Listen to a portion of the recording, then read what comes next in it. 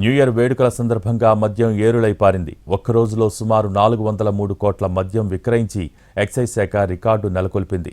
December 28 నుంచి జనవరి 1 వరకు కేవలం 5 రోజుల్లోనే 1800 కోట్ల వరకు ఆర్జించాలన్న లక్ష్యానికి చేరువైనట్టు తెలుస్తోంది. తెలంగాణలో మద్యం కొనుగోళ్లు ఊపందుకోగా వ్యాపారస్తులలో కూడా జోష్ పెరిగింది.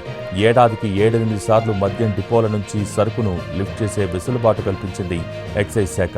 ఆ పరిమితి దాటిన వారికి ప్రభుత్వం కల్పించిన ప్రత్యేక అనుమతితో రసీదులు ఇచ్చి మరీ మద్యాన్ని లోడ్ చేసినట్టు తెలిసింది. దీంతో 30న ఒక్కరోజే మద్యంపై వచ్చిన ఆదాయం అక్షరాల 402 కోట్ల 62 లక్షలు.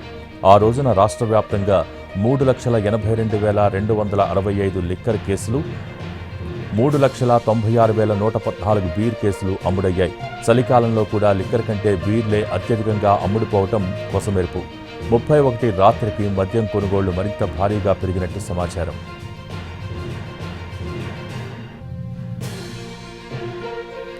ఏటా డిసెంబర్ వచ్చిందంటే చాలు ఆ జోష్ వేరే కనిపిస్తుంది.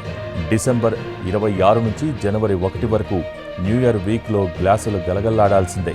అందుకే ఎక్సైజ్ శాఖకు డిసెంబర్ ఎంతో కీలకం. అయితే ఈ డిసెంబర్ 30 నాటికే అబ్కారీ శాఖకు 3,523 కోట్ల 16 లక్షల ఆదాయం సమకూరింది.